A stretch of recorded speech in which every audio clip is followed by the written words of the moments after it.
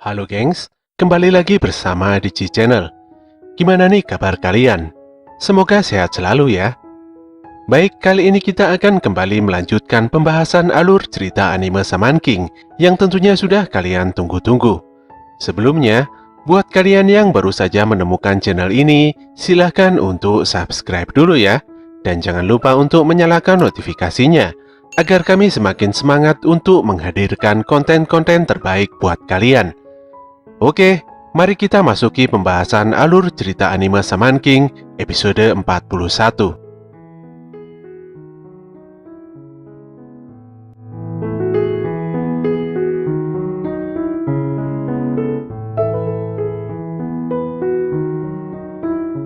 Di awal scene diperlihatkan tim Doren yang telah menang dan berjalan keluar arena pertandingan.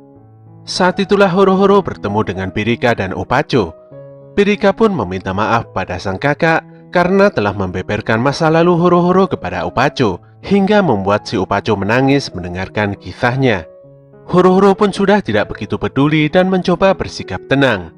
Tiba-tiba saja, Anna datang dan mengucapkan selamat atas kemenangan tim Doren. Walaupun dia terlihat agak kesal dengan Horo-Horo ataupun Choco yang selama ini telah menyembunyikan sesuatu tentang 5 prajurit Gandhara, Anna juga memperingatkan pada Ren, Horo-Horo dan Choco bahwa selepas ini mereka akan berhadapan dengan Yoh. Dia pun berharap agar hubungan persahabatan mereka semuanya tetap baik-baik saja. Mendengar hal ini membuat Horo-Horo agak bingung, sementara Choco terlihat diam saja sambil menundukkan kepalanya. Di tempat lain, X-Laws tengah mengantarkan Tamao dan Manta kembali ke penginapan. Di dalam perjalanan tersebut, tiba-tiba saja Lizard mengingat member X3 yang memperlakukannya dengan sangat baik. Sayangnya mereka bertiga telah tewas di tangan Hao. Menanggapi hal ini, membuat Maiden berpikir bagaimana rasanya ketika harus kehilangan orang yang sangat berharga. Menurutnya, kematian seseorang itu memang begitu menyedihkan. Maiden pun mengingat tim Nice yang telah dihabisinya tanpa ampun di arena Shaman Fight dulu. Dengan serius, dia bertanya-tanya, apakah tim Nice juga memiliki orang-orang yang berharga bagi mereka? Maiden juga bertanya pada Lizard tentang ambisinya untuk membalaskan dendam kematian kedua orang tuanya pada Hao. Menanggapi pertanyaan penting ini, Lizard pun berkata kalau dia bergabung dengan X-Laws tentu saja untuk mengalahkan Hao. Perasaan itu tidak akan pernah berubah sampai kapanpun. Namun sepertinya saat ini bukanlah balas dendam yang diinginkannya. Dia bertarung sampai detik ini karena merasa kalau Hao harus dihentikan dan tidak boleh dibiarkan begitu saja. Hanya saja, Lizard sendiri masih belum yakin apakah tindakannya ini bisa disebut dengan keadilan atau bukan. Manta pun tersenyum dan memberikan dukungan pada Lizard. Dia berkata kalau Yoh pasti akan mengambil keputusan yang sama dengan Lizard. Yoh selalu berkata kalau kita melakukan sesuatu, pasti ada saja orang yang mengkritik dan berbenturan. Tentu saja karena setiap orang memiliki pendapat yang berbeda-beda. Kita tidak bisa menentukan benar atau tidaknya sesuatu. Karena itulah, sangat perlu untuk menentukan keputusan dengan hati yang tulus. Namun bagi Marco, X-Laws adalah keadilan mutlak.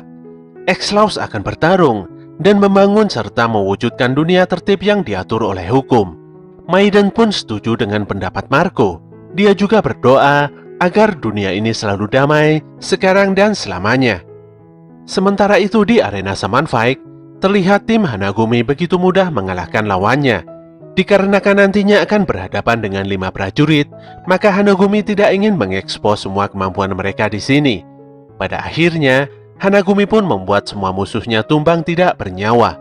Di waktu yang sama, tepatnya di markas Hao, nampak tim X2 mengendap-endap dan saling berkoordinasi. Tentu saja, mereka datang ke tempat tersebut untuk menghabisi Hao dengan tangan mereka sendiri. Penyerangan yang diketuai oleh John Denbat ini terpaksa harus dilakukan karena mereka sudah tidak bisa mengandalkan komandan mereka yaitu Marco. Denbat merasa kalau Marco bukanlah seorang komandan, melainkan hanya sebatas direktur sebuah dealer saja. Pada intinya, X2 melakukan hal ini untuk balas dendam pada rekan-rekannya yang telah tewas di tangan Hao. Di luar gedung ini, Porf terlihat sudah membidik kepala Hao dengan senapan laras panjangnya. Hao sendiri saat ini masih kepikiran dengan Usui Horokyo yang tidak lain adalah si Horo-Horo. Agaknya kisah Horo-Horo mengingatkan pada kehidupan Hao di masa lalu bersama dengan ibunya. Kenangan ini pun membuat Hao tiba-tiba meneteskan air matanya begitu saja. Porf yang sudah membidik kepala Hao pun tidak percaya kalau Hao yang begitu jahat telah menangis. Namun dia kembali sadar dan mencoba fokus kembali pada misinya. Sayangnya, dalam sekejap mata, cakar Spirit of Fire sudah bersarang di dalam tubuhnya.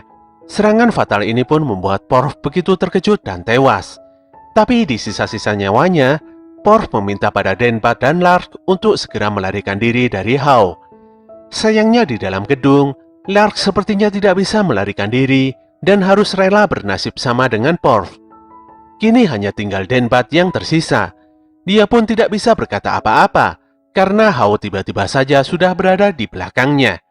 Tubuh Hao diselimuti oleh api merah menyala dan dia juga mengintimidasi Denpat yang terlihat sudah sangat pasrah akan nasib buruk yang akan menimpanya. Di sini Hao membuka semua kedok dari X2 yang mana Denpat sendiri adalah mantan Angkatan Udara Britania Raya. Sementara Lark dan Porf adalah anggota Delta Force. Keberadaan ketiga sekawan ini di X-Laws bukanlah sebuah kebetulan saja. Hao berpapasan dengan mereka di medan peperangan yang mana telah mengakibatkan banyak orang tewas. Hal ini pun dengan jelas melahirkan mata rantai kebencian tiada akhir. Di sisi lain, Yoh terlihat masih berlatih dengan timnya. Saat itu Ryu dibuat babak belur dan berdarah-darah karena teknik baru Yoh yang begitu luar biasa. Sayangnya di scene ini kita masih tidak diperlihatkan apa sebenarnya kemampuan baru milik Yoh ini. Ryu pun mengacungi jempol teknik baru Yoh dan dia juga langsung pingsan di tempat. Saat itu Faust datang dan meminta mereka untuk tidak memaksakan diri dalam berlatih. Dia pun memanggil Eliza dan memperlihatkan model kemampuan barunya. Hebatnya, teknik Faust ini bisa membuat Ryu bangkit dalam sekejap mata dan terlihat sehat walafiat. Mereka bertiga pun sudah siap untuk menghadapi pertarungan selanjutnya. Namun tiba-tiba saja ada wanita tidak dikenal yang ikut nimbrung ngobrol bersama mereka. Hal ini pun membuat Yoh, Faust, dan Ryu kebingungan dan bertanya-tanya siapakah wanita nggak jelas ini. Singkat cerita, wanita ini ternyata adalah pimpinan Gandara yang tidak lain adalah Sati. Kedatangan Sati ini juga selalu diikuti oleh para punggawanya yang siap sedia bertarung dalam kondisi apapun. Yoh pun bertanya-tanya, apa tujuan Gandara datang ke tempatnya berlatih ini? Tanpa basa-basi, Sati mengajak Yoh untuk berduel dengannya. Dikarenakan sudah tidak ada waktu lagi, Sati memastikan bahwa Yoh harus mati saat ini dan di tempat ini. Dia berniat membuat Yoh menyaksikan kengerian neraka. Walaupun Faust dan Ryu mencoba menghentikan, namun Yoh sepertinya tidak ada pilihan lain. Selain itu, Yoh juga ingin mencoba seberapa efektif kemampuan barunya ini dalam menghadapi Gandara. Kembali di tempat Hao, Hao berkisah bahwa peperangan di dunia ini tidak akan pernah berhenti bahkan saat dirinya terlahir kembali. Dia pun sadar bahwa manusia memang suka berselisih dan sulit diatur. Denbat pun saat ini hanya berniat mengakhiri nyawa Hao. Dia dan timnya datang langsung ke tempat Hao karena sudah paham kalau Hao memang sulit dikalahkan. Untuk itulah, dia sudah mempersiapkan sebuah senjata eksperimental yang disamarkan menjadi sebuah satelit buatan di angkasa, yaitu malaikat dengan kode SDIX. Dari awal, Denbat sudah berniat mengorbankan dirinya sendiri agar satelit ini membidiknya bersama dengan Hao di dekatnya. Satelit ini pada akhirnya mengeluarkan serangan laser berkekuatan maha dahsyat dan langsung menghujam Denbat bersama dengan Hao. Di waktu yang sama, serangan satelit Denbat membuat mata Marco begitu kesakitan. Tanpa diduga, Marco langsung menerima serangan dadakan dari sosok misterius yang menaiki patung Sphinx. Serangan ini begitu telak hingga membuat Marco harus kehilangan kesadarannya. Maiden pun begitu terkejut saat melihat Anatel dari tim Niles yang telah dibunuhnya. Namun ternyata, Anatel adalah kakak dari orang ini. Dia pun memperkenalkan dirinya yang bernama Anahol. Tentu saja kedatangan Anahol ini adalah untuk membalaskan dendam kematian kakaknya. Lizard pun langsung berlari dan membawa semuanya dengan bantuan Zelel. Dia tidak bisa meminta bantuan Marco, karena si Marco sendiri masih pingsan. Kondisi pun semakin diperparah Dengan kondisi Maiden yang begitu tertekan dan tidak bisa bergerak mengingat tindakannya dulu yang telah menghabisi nyawa Anatel. Pada akhirnya, mobil yang ditumpangi mereka semua harus hancur karena serangan laser milik roh pendamping Anahol. Scene pun kembali pada Yoh dan kawan-kawan. Serangan malaikat di angkasa yang membuat awan terbelah sepertinya juga terlihat oleh Yoh. Sati pun menangis dan menghabisi Yoh dengan sekali serangan. Sati sendiri bersama dengan punggawanya sudah tidak ingin bertempur lebih banyak lagi. Dia pun merapalkan banyak mantra dan meminta Yoh untuk menguji kemampuan barunya di neraka. Melihat Yoh yang sudah terkapar, membuat Faust langsung turun dan memeriksanya. Dia pun sangat terkejut karena Yoh ternyata sudah tidak memiliki detak jantung. Dalam tangisnya, Sati meminta Ryu untuk tenang karena jiwa Yoh masih baik-baik saja. Jiwa Yoh saat ini sedang pergi ke neraka demi menghentikan musuh yang tidak bisa Gandhara kalahkan, yaitu Hao. Sati berharap Yoh bisa mengendalikan salah satu roh alam agung setelah melewati ujian ini. Adegan pun berpindah pada Yoh yang nampak kebingungan di depan gerbang neraka. Dia juga bingung karena dikalahkan dengan sangat cepat. Untungnya saat itu Amidamaru datang mendampinginya. Yoh pun berpikiran positif dan menganggap Sati memiliki alasan tersendiri mengirimnya ke tempat ini. Beberapa saat kemudian, gerbang neraka terbuka dan Yoh disambut oleh sosok iblis agung yang menjadi musuhnya ketika dia menyelamatkan Ana di Gunung Ozorezan. Saat itu, tiba-tiba saja Yoh merasakan hawa keberadaan Matamune di sekitarnya, walaupun ternyata itu hanyalah perasaannya saja. Faktanya, memang Matamune ada di sana dan mengawasi Yoh dari kejauhan. Iblis agung berkata pada Yoh kalau Sati dan Saman kelas dewa datang kemari untuk mengikuti ujian. Apabila berhasil melewati ujian di sini dan bisa kembali ke dunia fana, maka bisa dipastikan Saman tersebut memiliki kelas dewa. Si iblis juga berkata bahwa tempat ini bukanlah tempat yang baik. Dia sendiri yang merupakan iblis saja sangat kesulitan berada di tempat ini. Untungnya dia diselamatkan oleh Sati, dan kini dia bisa menjadi penjaga gerbang neraka. Tugasnya adalah membantu siapapun yang kemari untuk mengikuti ujian. Mereka pun akhirnya sampai di sebuah gerbang, di mana Iblis Agung hanya bisa mengantarkan Yoh sampai situ saja. Iblis Agung berpesan bahwa tempat ini adalah tempat orang yang sangat jahat di masa hidupnya.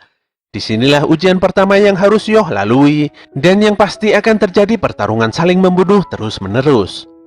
Amidamaru pun dikejutkan oleh sosok lelaki yang mirip sekali dengan ayah Yoh, yaitu Pak Mikihisa. Namun Yoh menenangkannya, karena sosok ini bukanlah jiwa Mikihisa. Disinilah Yoh bersiap untuk bertarung, dan meyakini akan melewati semua ujian neraka ini. Untuk langkah awal, Yoh berniat untuk membuka kedok musuh di depannya, yang begitu mirip dengan sosok ayahnya. Yoh pun mengayunkan Harusame, dan membuat musuh kehilangan topengnya. Lelaki ini pun memperkenalkan dirinya yang bernama Asakura Yohken. Yohken sendiri adalah seorang pahlawan, karena dia telah berhasil mengalahkan Hao yang bereinkarnasi menjadi anggota suku Pas di turnamen Saman Fight. Dia pun memanggil rohnya yaitu Matamune, dan dalam sekejap mengeluarkan teknik Oversoul-nya yaitu Onigoroshi. Yoh pun sangat terkejut melihat fakta di depan matanya. Yoh memastikan kalau Yohken adalah benar-benar leluhurnya di masa lalu. Sayangnya dia tidak memahami kelakuan Yohken yang menganggap Saman Fight 500 tahun yang lalu seakan-akan baru saja terjadi kemarin. Selain itu, Yoh tidak merasakan jiwa Matamune dalam Oversoul Yohken.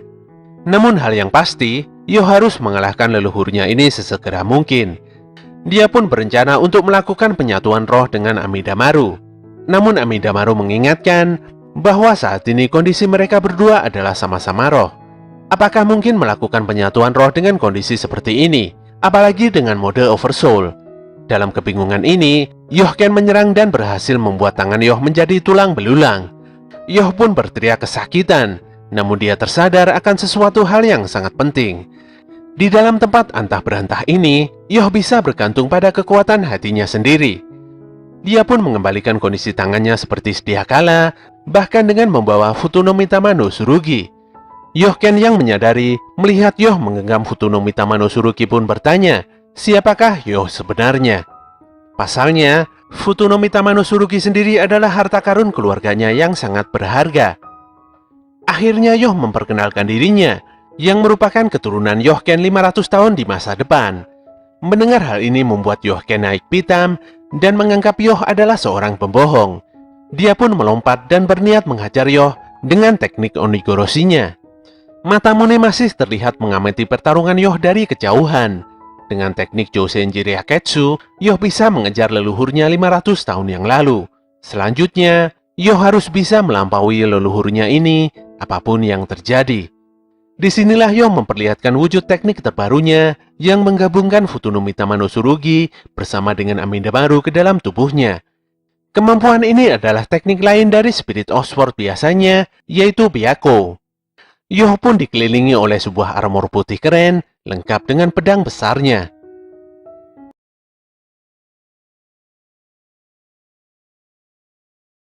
Scene dibuka dengan Yoh yang menunjukkan wujud Oversoul model barunya, yaitu Byakuo.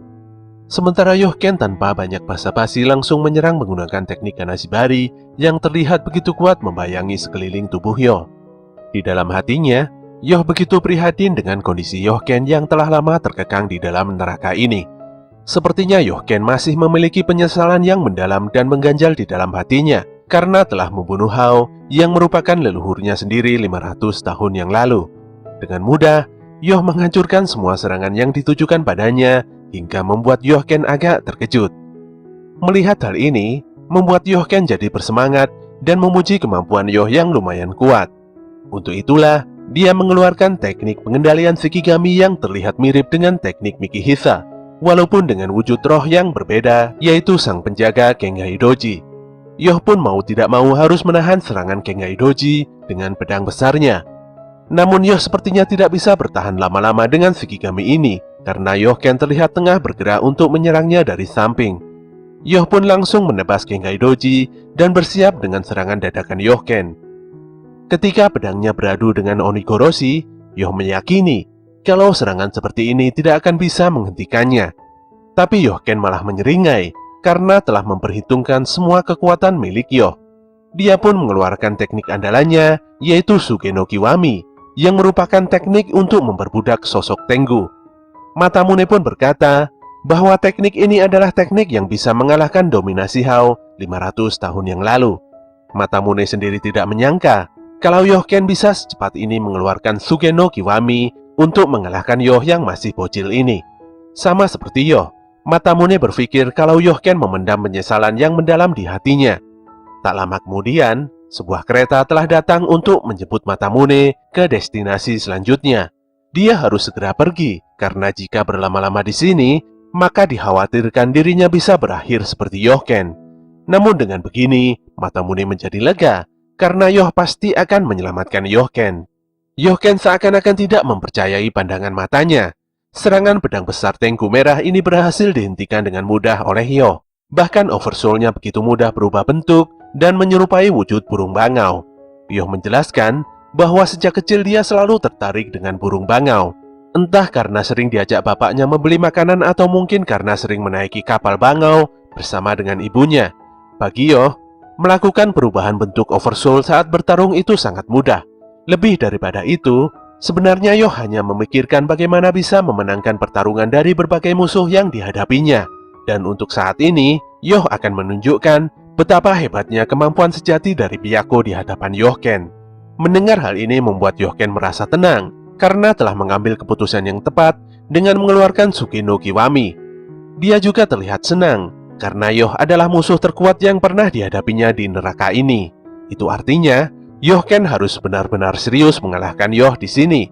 Dalam pemahamannya, jika bisa mengalahkan Yoh, maka otomatis dia pasti akan keluar dari tempat terkutuk ini. Yohken pun memasang kuda-kuda khusus dan bersiap menunjukkan teknik pamungkasnya, di mana teknik ini dulunya bisa menghabisi Asakura Hao. Tentu saja, Yoh begitu bersemangat dan menerima tantangan Yohken dengan senang hati. Dia merasa tidak layak untuk hidup lagi jika tidak sanggup melampaui kekuatan Hao 500 tahun yang lalu, sekaligus menantang kekuatan terhebat Matamune. Yohken pun langsung merapalkan mantra dan mengeluarkan teknik rahasianya, yaitu Kamezuna. Teknik ini membuat Tengu merahnya mengeluarkan 5 buah katana pada jari jemarinya, dan ketika Tengu ini mengayunkan tangannya, maka muncullah sebuah serangan hempasan udara yang begitu mematikan. Untungnya Yoh bisa menghindari semua serangan ini. Bahkan dia juga berhasil menghindar dari serangan dadakan dari Onigoroshi milik Yohken. Yohken pun lagi-lagi dibuat terkejut oleh kelincahan dan ketangguhan Yoh. Yoh pun tidak ingin menyia-nyiakan peluang dan bersiap untuk mengeluarkan teknik andalannya, yaitu Mumunyo Yakumo. Teknik ini pun pada akhirnya menghabisi Tengu Merah Yohken sekaligus menghilangkannya dari peredaran. Melihat kekuatan Yoh yang memiliki kemampuan pemurnian roh, membuat Yohken agak bingung dan berpikir, apakah Yoh benar-benar adalah keturunan keluarga Asakura? Sesaat kemudian, Yoh nampak mengajak Yohken untuk berbicara sebentar saja dari hati ke hati. Sementara itu di dunia nyata, Ryu begitu penasaran dengan kekuatan yang bisa mengendalikan 5 roh agung. Sati pun menjelaskan bahwa setiap prajurit harus memiliki 1 roh agung. Setidaknya hanya cara inilah yang dipercaya bisa mengalahkan Hao. Saat menjadi Shaman King, Hao nantinya akan terlelap dalam kematian. Saat itulah Spirit of Fire telah kehilangan pemiliknya dan harus dikuasai. Selain itu, keempat roh agung lain juga harus bisa dikendalikan dan diberikan pada 5 prajurit Gandhara. Dan itulah tujuan sebenarnya Gandhara mengikuti ajang turnamen Shaman Fight ini. Namun sebelum menjelaskan semuanya pada Ryu bagaimana caranya, Sati pun meminta seseorang yang telah lama mengawasi pembicaraan ini untuk keluar dari persembunyiannya. Saat itulah terlihat untuk pertama kalinya sosok Namari, yang merupakan salah satu dari panitia penyelenggara Shaman Fight dan penanggung jawab Gandhara yang memiliki roh pendamping seekor ular kobra raksasa. Namari agaknya sudah paham kalau tingkahnya ini bakal ketahuan. Di sini dia hanya memastikan kalau dirinya hanya sebagai penengah saja dan tidak akan ikut campur terlalu dalam. Selain itu, Namari juga mengingatkan pada Sati bahwa 5 roh agung adalah harta karun yang sangat berharga bagi suku Pats. Dia pun menanyakan maksud Sati yang merupakan saman level dewa yang berniat merebut semua roh agung tersebut. Sayangnya Sati hanya terdiam dan tidak berkata apa-apa. Namari juga tidak menyangka kalau Gandhara akan melakukan segala cara demi mewujudkan tujuannya, bahkan dengan membunuh orang lain. Namari meminta agar Gandhara tidak terlalu berlebihan dalam bertindak, apalagi Sati sebenarnya sudah mengetahui betapa mengerikannya kekuatan sejati dari suku Pats. Namari juga memberikan informasi penting tentang adanya perubahan jalan pertandingan selanjutnya karena X2 telah dimusnahkan. Ryu pun sadar kalau ledakan besar di hadapannya tadi adalah sinyal tentang hilangnya nyawa dari 3 sekawan X2. Tiba-tiba saja muncullah tim Tsukigumi yang menginformasikan bahwa tidak hanya X2 saja yang telah dihabisi, namun juga seluruh anggota X-Laws. Tanpa dosa, Zanching berkata kalau Asakura Yoh, Taoren, Usui Horokeu, Chocolove McDaniel, dan ditambah dengan Lizard Daitel adalah sosok dari 5 prajurit yang ingin diwujudkan oleh Gandhara. Sayangnya Lizard sudah tewas karena telah diledakkan oleh Anahol. Jika tubuh seseorang telah hancur, maka walau Sati sekalipun yang memiliki kemampuan 3 dewa tidak akan bisa membangkitkannya. Mendengar hal konyol ini membuat kemarahan Ryu semakin naik ke ubun-ubun. Pasalnya Lizard adalah bocil yang sangat disukainya. Dia pun menyundul Zanching dengan rambut jambulnya dan membuat Zanching terjatuh. Kejadian ini pun tidak membuat nyali Zanching menjadi ciut dan malah membuatnya semakin menjadi-jadi dalam memberikan informasi tentang kematian seluruh member X-Laws. Pada akhirnya, usaha Zanching dalam memanas-manasi Ryu pun berhasil. Si Ryu ini sudah tidak sabar menghajar Zanching dengan pedang kayunya. Ketika hendak menghantam Zanching, dengan cepat Sati menghentikannya. Entah apa maksud dari tindakan Sati, namun pada intinya, Sati meminta Ryu agar tidak boleh sembarangan membunuh orang lain, walaupun itu nyata-nyata adalah seorang musuh. Disinilah hal buruk terjadi. Zanching telah benar-benar melakukan tindakan pengecut dengan menikam Sati dari belakang. Tentu saja serangan fatal ini membuat Sati langsung tumbang seketika, dan Ryu sontak berteriak dengan begitu histeris. Adegan berpindah kembali ke neraka. Terlihat Yoh dan Yohken tengah duduk dan berbicara dengan tenang satu sama lain. Sepertinya Yohken telah mendapatkan informasi dari Yoh dan sudah memahami situasi dirinya, yang mana sudah 500 tahun dia berada di dalam neraka ini. Yohken merasa bahwa hal ini disebabkan karena keegoisannya sendiri. Dia merasa begitu sombong karena telah berhasil mengalahkan Hao. Hal inilah yang menjebaknya dalam sebuah fakta tentang pembunuhan yang dilakukannya dengan tangannya sendiri, serta memberikan penyesalan terbesar dalam hidupnya. Dia pun menyesal dan merasa dirinya begitu lemah. Namun Yoh menenangkannya dan berkata bahwa saat ini semua hal tersebut bukanlah masalah. Yoh begitu senang karena sudah bisa ngobrol banyak hal dengan Yohken. Sementara Yohken sendiri tidak menyangka bisa bertemu dengan keturunannya dalam kondisi seperti ini. Yohken juga sadar bahwa Hao memang bisa bereinkarnasi kembali 500 tahun kemudian. Dan setiap dikalahkan, Hao akan terus bereinkarnasi tiada henti. Artinya, hanya ada dua metode untuk mengalahkan Hao. Menurut Yohken, Yoh harus mengalahkan Hao dengan cara melenyapkan jiwa Hao sepenuhnya. Sayangnya Yoh lebih memilih cara kedua, yang mana menurut Yohken cara tersebut sulit untuk dilakukan. Yoh pun sudah memahami bahwa pilihannya akan beresiko, namun cara itulah yang dikatakan oleh hatinya. Saat itulah Yohken kembali mengingat sosok Masamune yang agaknya juga telah memberikan nasihat yang sama untuk mengambil keputusan penting dengan hatinya. Yohken pun memberikan informasi penting tentang arti dari simbol keluarga Asakura yang sesungguhnya pada Yoh. Awalnya simbol keluarga Asakura adalah simbol Yin dengan wujud bintang yang dipilih oleh Hao. Seiring berjalannya waktu, simbol tersebut berubah dan melahirkan sosok keturunan Asakura yang wajib mengalahkan Hao. Simbol ini pun diubah menjadi simbol pohon. Yohken yang awalnya ragu, saat ini mulai sedikit meyakini kalau Yoh bisa mengubah hati Hao dengan cara uniknya sendiri. Yoh pun menjadi lega ketika Yohken memberikan dukungan pada keputusannya. Ketika Yoh sudah mulai akrab dengan Yohken, tiba-tiba saja muncul sosok iblis penghuni neraka yang menghabisi Yohken dengan palu besarnya. Arwah Yohken dibuat benar-benar menghilang tanpa sisa, dan tentu saja Yoh menjadi begitu terkejut.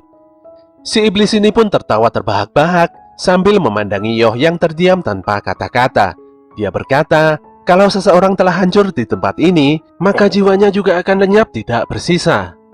Yoh pun marah besar dan memotong lengan si iblis, serta bertanya tentang bagaimana caranya mengembalikan jiwa Yohken.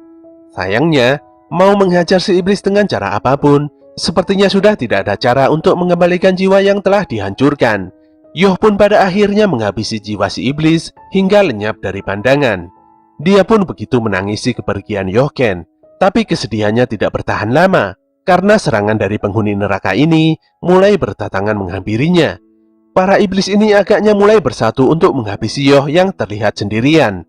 Untungnya Yoh tidak menyerah. Di neraka ini, dia tidak akan mati selama jiwanya masih ada. Untuk itulah selama dia meyakini hatinya menang, maka dia tidak akan terkalahkan. Shin berpindah ke tempat tim Doran. Tiga sekawan ini lagi-lagi terlihat sedang mandi bersama di pemandian air panas. Sayangnya suasana saat ini terlihat begitu dingin dan tidak nyaman. Ketika Horo-Horo bertanya mengapa semuanya jadi aneh begini, dia malah dimarahi oleh Ren karena telah menyembunyikan identitasnya selama ini. Kemarahan Ren pun semakin menjadi-jadi karena Horo-Horo berusaha untuk mengelak dari fakta yang ada. Ren sangat tidak suka dengan sesuatu yang gak jelas. Dia pun berpaling pada Chokolov dan bertanya tentang apa itu 5 prajurit. Pertanyaan ini agaknya membuat si Choco begitu terpojok dan kesulitan menjawab. Sesaat kemudian, tim Mio datang dan memberikan klarifikasi pada pertanyaan Ren ini. Namun sebelum itu, Jackson berkata kalau tim Doran harus siap menanggung segala resiko saat mengetahui fakta tentang 5 prajurit. Tim Yoh memang telah kalah pada pertandingan sebelumnya, namun dalam hal kemampuan, sepertinya mereka tidak terkalahkan. Jackson pun memastikan bahwa 3 sekawan Doran harus mati di tempat ini demi terciptanya 5 prajurit. Tiba-tiba saja, adegan berpindah pada Ren, Horo-Horo dan Lizard di neraka yang kelam. Lizard sendiri agak bingung dia sedang berada di mana. Dia memanggil nama teman-temannya, namun tidak ada seorang pun yang menjawab. Saat itulah, tiba-tiba dia diserang oleh sosok iblis penghuni neraka yang membawa sebuah pedang besar. Lizard pun mencoba melakukan perlawanan dengan memanggil Morphin dan Zelel. Sayangnya Morphin dan Zelel tidak juga muncul di sampingnya. Dia pun mendapatkan serangan fatal dari si iblis yang mengakibatkan lengannya putus dengan mudahnya. Hal ini pun membuat Lizard kesakitan dan berteriak dengan sangat kencang.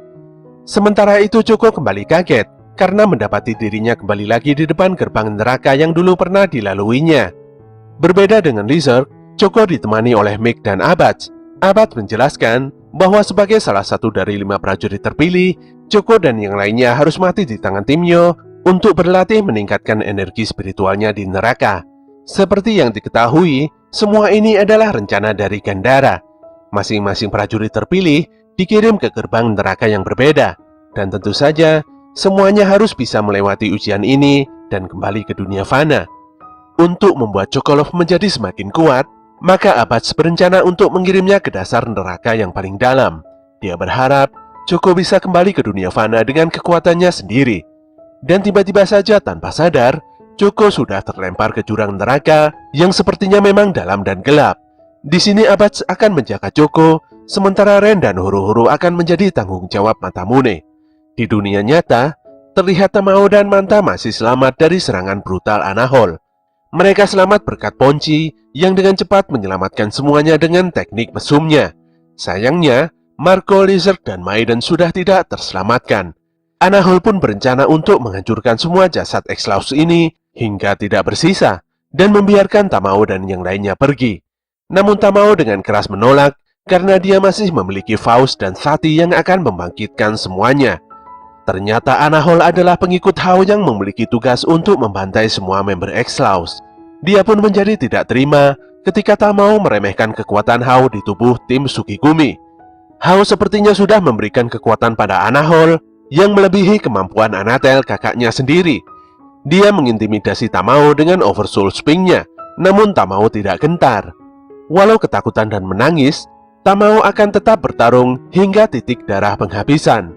Ketika Anahol akan mengeksekusi Tamao, untungnya Michael bergerak cepat dan membabat Oversoul Anahol. Disinilah terlihat Marco mulai bangkit dan melakukan perlawanan. Luka di tubuhnya terlihat tertutup karena Maiden memerintahkan Samas untuk menghidupkan Marco kembali sebelum mobil yang dikendarainya meledak. Anahol tidak peduli dengan cerita Marco dan menyerang dengan membabi buta. Namun semua serangan Oversoul Anahol dibuat seakan-akan tidak berguna di hadapan Michael sang malaikat. Saking kuatnya, Michael membabat habis tubuh Sphinx hingga benar-benar hancur dan tidak bersisa. Melihat hal ini membuat Anahol kaget dan tidak bisa berkata apa-apa. Sepertinya setelah melewati kematian, Marco terlihat begitu sangat kuat dari sebelumnya. Marco pun menodongkan pistolnya ke kepala Anahol dan akan mengirimnya ke alam baka.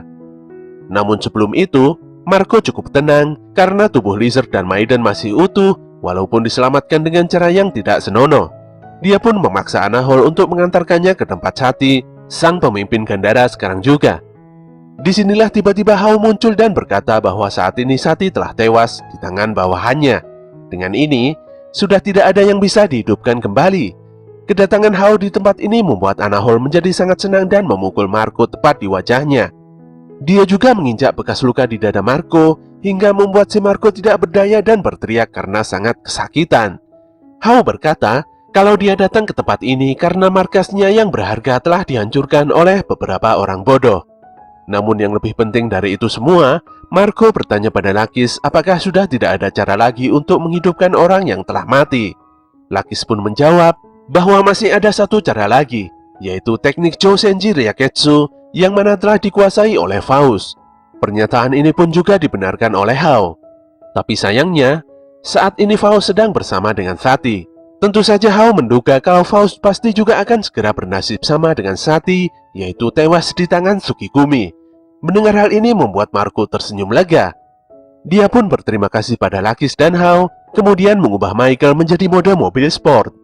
Sepertinya Marco masih memiliki harapan untuk menghidupkan Lizard dan Maiden.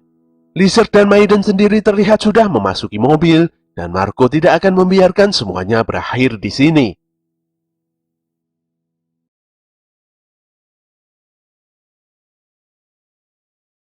Adegan dibuka dengan Marco yang meminta Tamao untuk segera menaiki Michael yang sudah bersiap dengan mode mobil sport. Mobil keren ini telah diisi dengan sisa-sisa energi spiritual yang begitu banyak oleh Marco. Jadi meskipun Marco telah tewas, mobil ini akan terus bergerak hingga sampai ke tujuannya. Marco yang sebenarnya telah diselamatkan oleh Maiden akan memaksimalkan segala upaya untuk menyelamatkan semuanya, meskipun nyawa adalah taruhannya. Namun Hao memastikan bahwa semuanya tidak akan bisa lari kemana-mana. Apalagi tadinya terdapat serangan laser cahaya dari angkasa yang diluncurkan oleh malaikat SDIX yang sepertinya adalah senjata rahasia milik salah satu negara adidaya di dunia. Tentunya masalah utamanya adalah karena serangan malaikat tersebut tepat mendarat di pulau ini. Pada akhirnya, dunia sekarang telah menyadari adanya suatu kejanggalan. Dan tentunya, sebentar lagi akan ada tim penyelidik dari berbagai negara yang akan datang ke pulau ini. Negara-negara tersebut pastinya akan kaget ketika melihat pulau yang tidak berpenghuni dipenuhi oleh mayat berkelimpangan. Disinilah Hao menegaskan bahwa hingga pertandingannya berakhir, dia tidak akan membiarkan siapapun memasuki pulau ini. Apabila ada yang memaksa masuk kemari, maka Hao akan membunuhi mereka semuanya. Di sisi lain, para panitia suku Paz terlihat begitu serius menanggapi serangan laser cahaya yang baru saja terjadi. Goldfa begitu khawatir karena ini bisa-bisa membuat suku Paz kesulitan untuk melanjutkan jalannya pertandingan Summon Fight. Hal ini tentunya karena Summon Fight selalu dilaksanakan di balik bayangan masyarakat umum. Namun Magna mengungkapkan bahwa pemenang dari turnamen pertama sudah hampir bisa dipastikan. Sementara turnamen kedua sepertinya nanti akan dilaksanakan di sebuah reruntuhan dasar laut. Hal ini mengindikasikan bahwa sepertinya acara ini tidak akan bisa diganggu-gugat oleh siapapun. Namun yang pasti, Goldfa dan semua panitia harus meminta bimbingan dari Great Spirit karena sudah tiba waktu bagi para panitia Summon Fight untuk menuntaskan tugas utamanya. Goldfa juga begitu menekankan pentingnya tugas ini, khususnya pada Silva. Dengan serius Silva menjawab bahwa tugas utama semua panitia adalah untuk melindungi sang Shaman King. Shin kembali pada Hao, di mana dia mempersilahkan Tamao dan yang lainnya agar kabur dengan mengendarai Michael. Untungnya si Ponci datang tepat waktu dan meminta bantuan pada Anna beserta dengan resep dan serum lengkap dengan golemnya.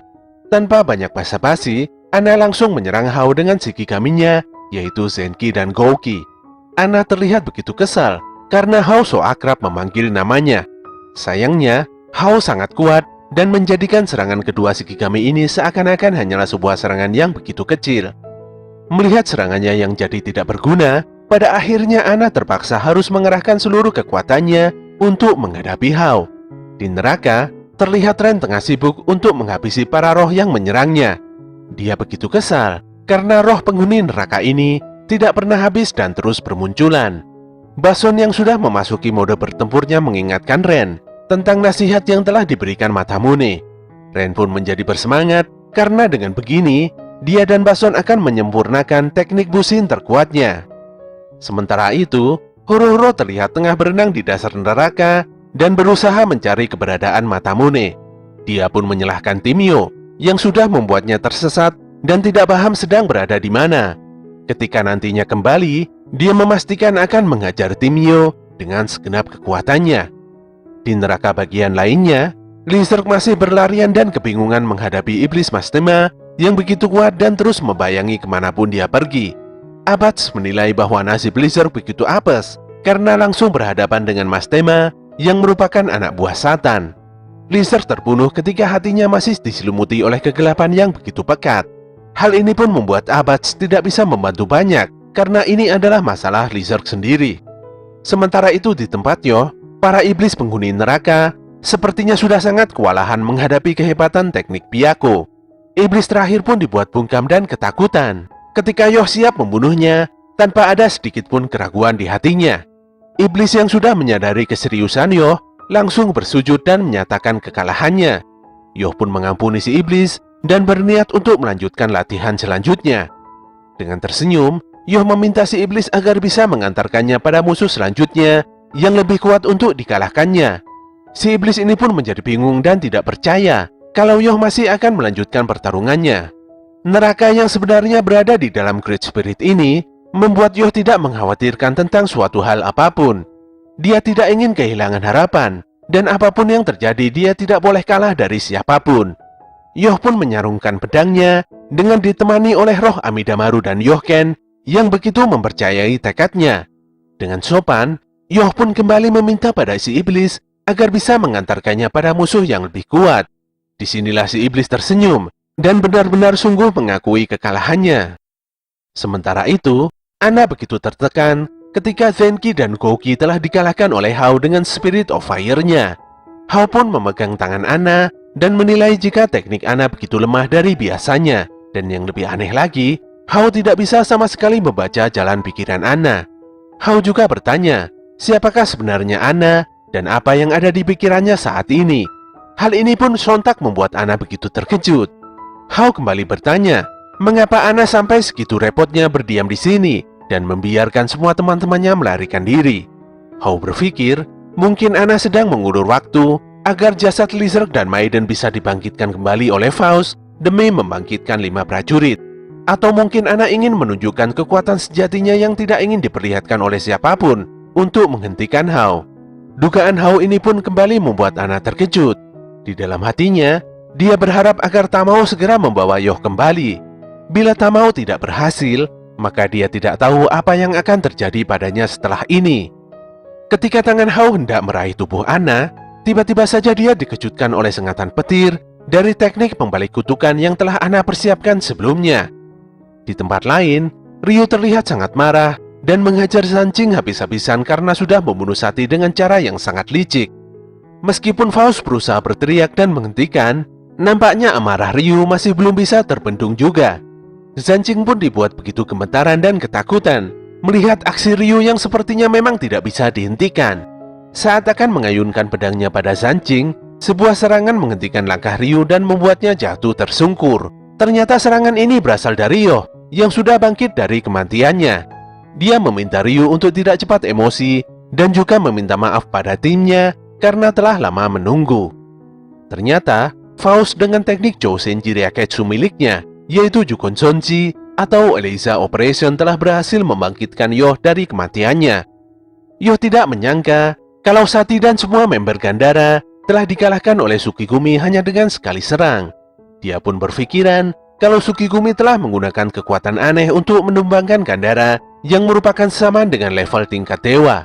Yoh juga agak kesal karena sebagai pengawas, Namari hanya duduk diam saja dan mengabaikan semua tindakan Tsukigumi dalam melancarkan aksi buruknya.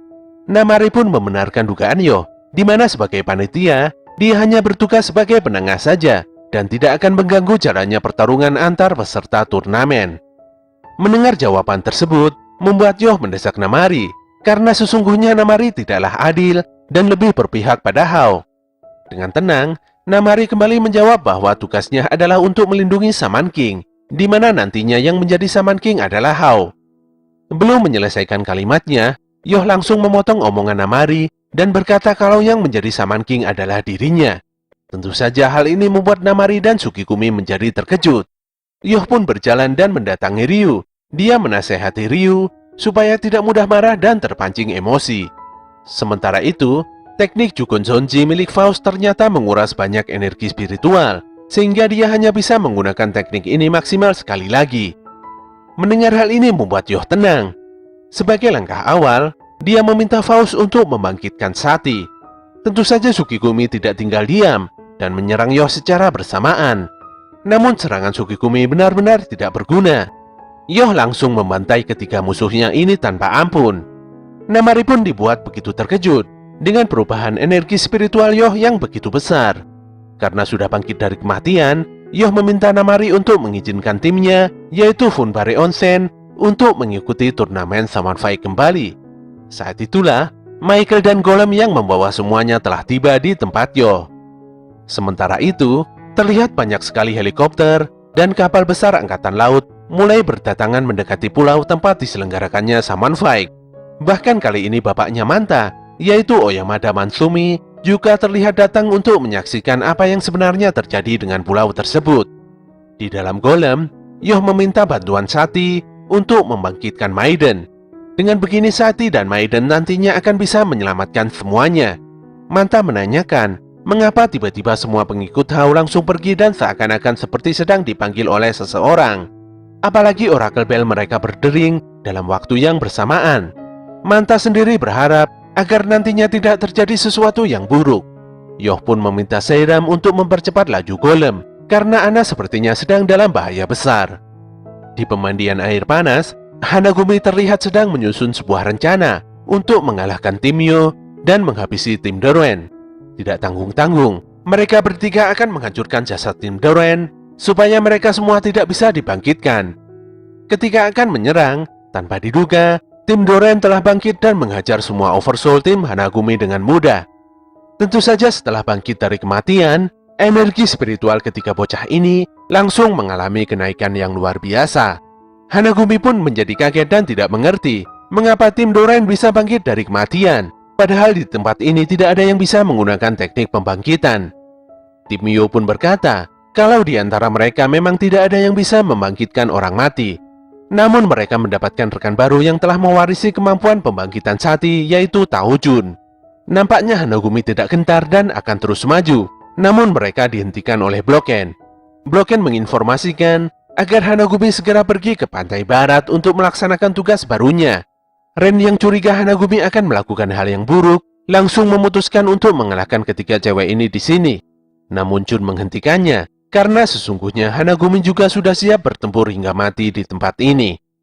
Jika kedua belah pihak memaksa bertarung, dikhawatirkan salah satu dari pihak akan mengalami kerugian yang begitu besar. Untungnya ambisi Ren mereda dengan membiarkan Hanagumi pergi. Di dunia lain, Lizard masih berusaha bersembunyi dari kejaran iblis Mastema. Dunia di hadapannya ini mirip sekali dengan London, namun sesungguhnya sangat berbeda. Dia sadar bahwa ini hanyalah potongan kenangannya yang berada di dalam Great Spirit. Dia nampak sedih karena masih belum bisa menjadi lebih kuat dari teman-temannya. Saat itulah Mastema telah menemukan Lizard dan kembali menyerangnya. Ketika Lizard sudah mulai menyerah akan nasibnya, tiba-tiba dia teringat dengan sosok papa dan mamanya. Dia sadar bahwa selama ini selalu memikirkan kedua orang tuanya, dan setiap dia memikirkan hal ini, semuanya selalu tertuju pada Hao yang sangat dibencinya. Walaupun pada akhirnya Lizard sudah memahami situasi yang dihadapinya saat ini, namun dia tetap tidak bisa mengalahkan Mastema. Saat itulah Abats datang dan memberikan nasihat pada Lizard untuk perlahan-lahan menenangkan dirinya. Hal ini pun membuat Lizard berpikir positif dan dengan cepat menghindari serangan Mastema. Abats pun mengatakan kalau Mastema sebenarnya adalah diri Lizard sendiri, dan tentu saja si Lizard menjadi begitu terkejut. Sepertinya kebencian Lizard menumpuk dan menjadikannya sosok musuh kuat yang selama ini bersemayam di hatinya. Si Abats mengungkapkan bahwa banyak orang yang bersedih ketika diterpa berbagai kekejaman di dunia. Tapi justru karena hal itulah, orang tersebut memiliki hati yang kuat. Menurut Abats, walaupun Lizard memiliki hati yang lemah, namun sebenarnya dia adalah anak yang pintar. Abats yakin Lizard nantinya bakalan menjadi prajurit terkuat jika terus menempa diri dan berusaha. Untuk itulah, Abats membawakan Morphin dan Vele di hadapan Lizard, serta memintanya untuk menggunakan kedua roh ini untuk menciptakan Oversoul model baru. Di pinggiran pantai barat pulau ini, terlihat Tsukigumi dan Hanagumi sudah berkumpul untuk menjalankan tugasnya, yaitu membereskan siapapun yang berniat masuk dan mengganggu jalannya pertandingan Summon Fight. Disinilah timbul perdebatan kecil di antara mereka, yang agaknya Tsukigumi menjadi bingung ketika harus menghadapi para manusia sipil, bukannya para saman. Sementara Hanagumi sendiri merasa sedih karena dicap sebagai penyihir dan dikucilkan. Mereka sangat mengagung-agungkan sosok Hao yang bertarung untuk menciptakan dunia baru bagi mereka. Anehnya, POT seakan-akan meragukan Asakura Hao yang telah memberikan perintah tidak masuk akal selama ini. Hal ini tentu saja membuat Sanjing dan Tarbain menjadi kaget akan pernyataan POT yang sudah melewati batas. POT saat ini hanya mengatakan sebuah kebenaran dan tidak ingin berdebat banyak dengan teman-temannya. Suasana pun menjadi begitu panas ketika POT secara tiba-tiba memerintahkan Grande Phantasma untuk memenggal kepala Sanjing. Hal ini pun membuat Tarbain dan Bill menyerang POT untuk meminta penjelasan tentang maksud dari semua ini. Sayangnya Bill harus rela menerima serangan telak dari Grande Phantasma. Dan yang lebih mengejutkan, Tarbain harus tewas tertembak di kepalanya oleh tangan kanan Oyamada Matsumi, yaitu Tamurasaki. Sepertinya Oyamada Company telah bekerja sama dengan POT untuk melengsarkan Hao. Bloken pun mengalami nasib yang tidak jauh berbeda dengan yang lainnya, yaitu tewas mengenaskan di tangan POT. Melihat kenyataan ini, Hanagumi pun tidak tinggal diam dan menyerang POT bersama-sama. Namun sebelum hal itu terjadi, Tamurasaki sudah bersiap dengan sebuah Gatling gun dan seketika menghentikan semua serangan tim Hanagumi. Kana pun sangat marah karena diremehkan seperti ini. Sayangnya dia harus mati karena ditusuk secara frontal oleh POT. POT sendiri mengingatkan Hanagumi bahwa Hao adalah saman yang bisa membaca hati manusia. Bagi POT, keberadaan dirinya dan semua rekan-rekannya selama ini adalah hal yang tidak penting sama sekali untuk Hao. Dikarenakan POT sebenarnya lebih mencintai Hao daripada siapapun, maka hal inilah yang menjadikannya semakin membencinya. Dia pun mengucapkan salam perpisahan dan mengerahkan Grande Phantasma dengan kekuatan penuh untuk menghabisi semuanya, termasuk dirinya sendiri. Sesaat kemudian, Tamurazaki melaporkan kondisi di lapangan pada Matsumi, di mana semua musuh telah dieliminasi sepenuhnya. Tsukigumi dan Hanagumi terlihat begitu lemah dan tidak sekuat yang diperkirakan. Mereka pun bersiap untuk menyambut kekuatan terhebat dari Great Spirit yang sudah menunggu di depan mata. Selepas kejadian buruk tersebut, terlihat tim Hanagumi telah kabur berlarian menyusuri hutan yang begitu gelap. Ketika sudah mencapai titik terang, Kana mengungkapkan bahwa timnya harus memastikan semua fakta ini secara langsung pada Hao. Sayangnya, sambil menangis Matilda menginformasikan bahwa mereka bertiga telah mati dan saat ini telah menjadi roh gentayangan. Mendengar hal ini membuat Hao menyeringai dari kejauhan. Hao terlihat kewalahan dan telah kehilangan banyak energi spiritual pasca terkena serangan pembalik kutukan milik Anna. Untuk itulah, dia ingin memakan semua jiwa Hanagumi untuk memulihkan energi spiritualnya. Namun Anna yang terlihat masih kuat malah menendang Hao dengan keras dan mengingatkannya untuk tidak bertindak seenaknya sendiri.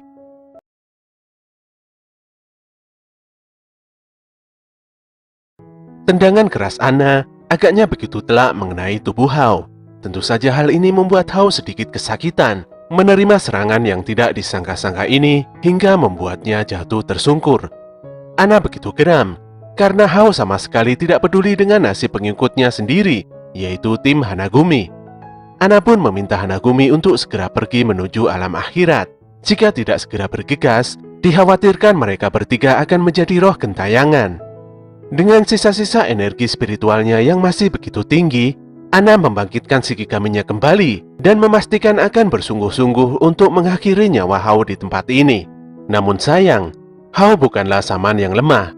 Dia pun bangkit dan terbang ke udara, serta mengintimidasi Anna dengan kekuatan terbaiknya, yaitu Spirit of Fire tipe Zira yang bernama Kurobina.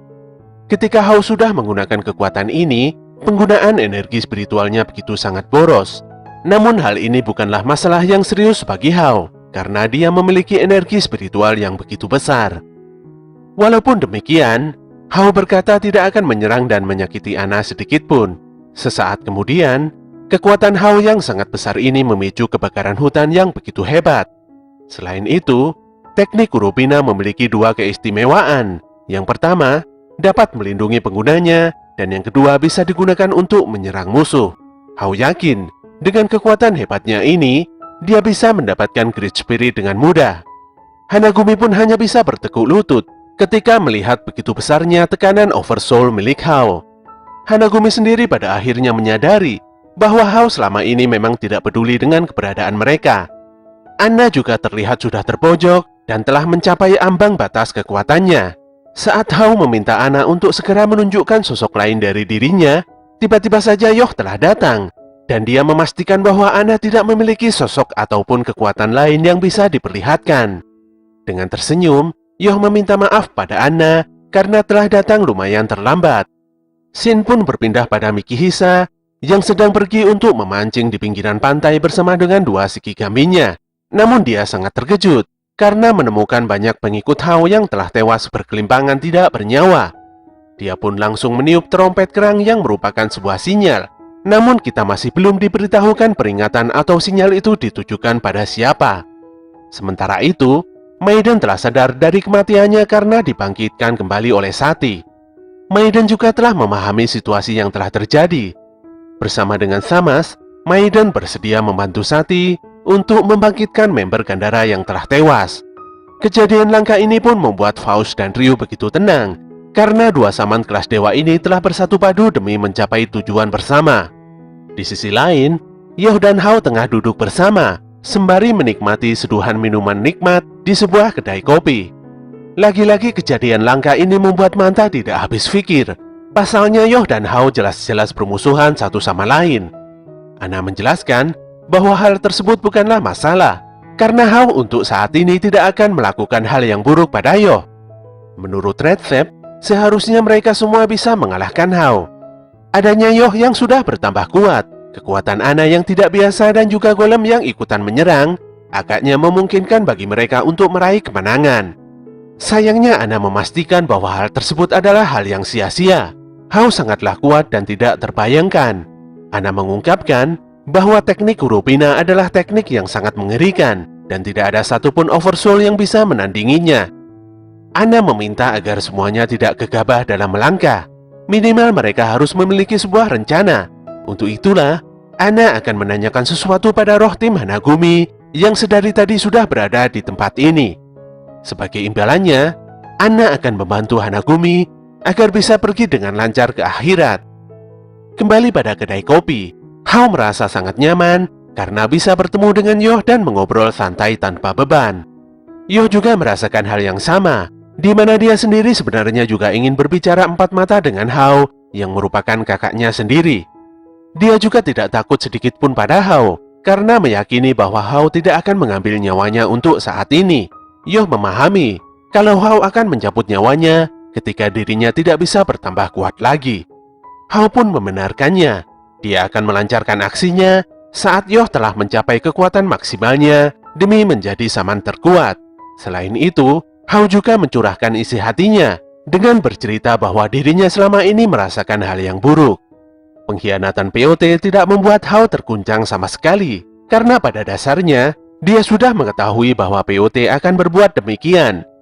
Tidak hanya POT, semua pengikutnya memang ketakutan. Hal inilah yang membuat Hao seperti dikhianati sejak awal. Yoh berpendapat bahwa hal ini terjadi karena Hao sendiri telah menekan semua pengikutnya dengan kekuatan besarnya. Secara pribadi, Hao sebenarnya hanya menyukai Opaco dan Lakis. Opaco memiliki hati yang murni, sementara Lakis pada dasarnya memang sangat kuat. Dia begitu kecewa dengan yang lainnya karena mereka tidak bisa bertambah lebih kuat lagi. Sesaat kemudian, Hao mengakhiri kegiatan ngopi-ngopinya, walaupun sebenarnya dia sangat ingin ngobrol dengan Yoh lebih lama lagi. Dia pun berpamitan dan pergi berlalu begitu saja dengan menaiki Spirit of Fire. Di tempat Sati, tim Yoh mengabarkan bahwa tim Duren telah berhasil bangkit kembali dari neraka. Walaupun mengalami beberapa kendala, namun semuanya berjalan sesuai dengan rencana dengan bantuan Taojun. Walaupun laporan ini membuat Sati tenang, namun saat ini tinggal satu orang prajurit yang berjuang untuk bangkit, yaitu Lizard Daitel. Sati sangat yakin bahwa Lizard pasti bisa bangkit kembali dan menjadi lebih kuat dari sebelumnya. Tentu saja, hal ini dilakukan agar dia nantinya bisa menghadapi Hao, sosok yang membawa kehancuran jiwa. Gandara yakin, kelima prajurit ini nantinya akan mendapatkan 5 roh agung di dalam Great Spirit. Pada malam harinya, Yoh nampak duduk di luar dan termenung di bawah sinar bulan purnama. Dari belakang Ren datang dan menanyakan pada Yoh tentang sosok Hao yang sebenarnya. Ren telah mengetahui bahwa Yoh telah duduk dan ngopi bersama Hao siang tadi. Hal ini pun membuat Ren bertanya-tanya, apakah Yoh masih waras dengan kelakuannya tersebut. Menurut Ren, meskipun bersaudara dengan Yoh, namun Hao tetaplah musuh yang nyata bagi mereka. Dengan serius, Ren memperingati Yoh. Dia juga tidak ingin Yoh melibatkan emosinya di sini. Yoh pun berterima kasih pada Ren karena telah mengingatkannya. Sayangnya dia tidak bisa bersikap dingin seperti itu. Yoh merasa bahwa Hao memiliki sisi yang lemah. Dia memang saman yang kuat, namun dia menyembunyikan kelemahannya dengan menonjolkan sisi kekuatannya. Pengalaman, pengetahuan, dan logika yang dimiliki Hao sejak lama merupakan kekuatan yang begitu menyedihkan bagi Yoh. Yoh merasa bahwa dirinya bisa mengalahkan hati Hao dan memperbaiki keadaan saat ini. Melihat fakta ini, membuat Ren mengeluarkan pedangnya dan mengancam Yoh. Ren merasa bahwa Yoh masih terlalu naif dengan pemikirannya sendiri. Dia memastikan bahwa dirinya nantinya akan menjadi Shaman King dengan kekuatannya sendiri. Ren yakin akan mengalahkan Yoh pada babak selanjutnya. Scene pun berpindah pada gelanggang arena turnamen Shaman Fight. Di sanalah terlihat tim Doren dan tim Fumbari Onsen saling berhadapan satu sama lain dengan sangat serius. Dua tim yang sebenarnya merupakan rekan serta sahabat ini kini berhadapan dengan begitu panas tanpa memandang status satu sama lain. Ketika wasit sekaligus pembawa acara membuka pertandingan di ronde ketiga ini, tiba-tiba saja Ren langsung merampas mic dan menantang Yoh secara terbuka. Bagi Ren, keadilan ditentukan oleh kemenangan atau kekalahan. Mereka semua yang berada di arena ini telah bekerja sama dalam waktu yang cukup lama, dan itu akan berakhir di tempat ini. Ren memastikan akan mengalahkan Fumbari Onsen dan menyusuri jalan untuk menjadi Shaman King. Ren juga meminta agar Yoh dan yang lainnya tidak menahan diri dalam bertarung agar tidak terjadi hal-hal yang tidak diinginkan. Chokolov pun demikian. Dalam bertanding, siapapun orangnya harus bertarung dengan serius dan sekuat tenaga. Sementara Horo-Horo terlihat begitu sangat kesal. Dia menanyakan di manakah kewarasan Yoh yang mana mau ngopi bersama dengan orang yang paling jahat di dunia ini. Mendengar semua tekanan dari para sahabatnya ini, membuat Yoh begitu serius dan pasrah menerima keadaan. Namun sebelum bertanding, Yoh menyampaikan bahwa dia juga bertarung demi menjadi Shaman King. Dia ingin menciptakan dunia yang mudah bagi semua orang. Namun bila pertandingan ini akan semakin memperburuk keadaan, maka semua ini tidak ada artinya. Yoh benar-benar menghindari pertarungan atas dasar kebencian. Hal inilah yang mendasari dirinya minum kopi pahit dan duduk bersama dengan Hao. Selain itu, Yoh merasa bahwa Hao tidak memiliki teman sama sekali. Pernyataan Yoh yang jujur dan tanpa dosa ini membuat semua orang termasuk rekan setimnya sendiri begitu gempar bukan main. Namun dari tempat duduk penonton, Manta melihat hal tersebut dari sisi lain. Manta begitu memahami kalau Yoh memang tidak akan bertarung atas dasar kebencian. Di matanya, Yoh terlihat jelas-jelas sedang berusaha menyelamatkan Hao. Tiba-tiba saja, Horo-Horo yang sudah capek dan kesal langsung mengajar Yoh dengan tinju esnya yang mematikan. Ryu yang menyaksikan tuannya dihajar pun tidak bisa tinggal diam. Dia menahan laju serangan es Horo-Horo dengan pedang kayu kebanggaannya. Sayangnya, Horo-Horo langsung mengeluarkan teknik terkuatnya hingga membuat tangan Ryu menjadi es dan hancur berkeping-keping bersamaan dengan pedangnya. Hal ini pun sontak membuat Ryu berteriak kesakitan. Faust pun berusaha membantu Ryu dengan teknik Elisa Opereyen, yaitu teknik luar biasa yang telah membangkitkan Yoh dari kematian. Sayangnya, Faust telah diincar terlebih dulu oleh Ren. Penjelasan mudahnya, dalam sebuah pertarungan, Ren akan mulai bergerak untuk menghabisi si penyembuhnya terlebih dahulu, sehingga musuh lebih mudah dikalahkan. Ketika Horo-Horo dan Ren bersiap untuk mengajar Yoh yang terlihat kebingungan, tanpa diduga, sebuah ledakan besar tercipta, dan tiba-tiba saja tim Doran sudah terduduk di hadapan Yoh. Choco pun bingung, mengapa Yoh begitu santai, padahal kedua rekannya telah dibantai sedemikian rupa oleh lawannya. Sepertinya Ren dan Horo-Horo masih belum begitu serius dalam bertarung. Tentu saja hal ini membuat Yoh memahami bahwa mereka masih sangat peduli pada Ryu dan Faust. Choco sendiri masih belum melakukan penyerangan karena Abats masih berada di dalam neraka untuk mendampingi dan membantu Lizard. Sesaat kemudian, Ren dan Horo-Horo kembali bangkit dan mulai serius bertarung untuk memastikan siapa yang lebih kuat di dalam pertandingan ini. Untuk meladeni dua sahabat yang telah menjadi musuh di hadapannya ini, Yoh pun memanggil Amidamaru dan bersiap untuk memberikan perlawanan. Dia sangat sadar bahwa kekuatan Ren dan Horo-Horo telah berkembang dengan begitu pesat. Untuk itulah, dia ingin agar semuanya mengesampingkan kebencian dan kepercayaan, serta untuk saat ini hanya berfokus pada pertarungan saja.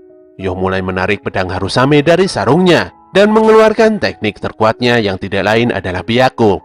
Dia pun bergegas menyabetkan pedangnya dengan cepat sebelum Ren dan Horo-Horo mendaratkan serangannya kembali. Serangan Yoh yang begitu unik ini pun dalam sekejap mata langsung menghempaskan Ren dan Horo-Horo sekaligus menetralkan Oversoul keduanya. Tentu saja hal ini sontak membuat Ren dan Horo-Horo sedikit kebingungan karena secara tiba-tiba langsung kehilangan kekuatannya begitu saja. Di tempat lain, Hao menjelaskan pada pengikutnya bahwa teknik tersebut adalah teknik pemurnian yang Yoh dapatkan ketika dia berada di alam neraka.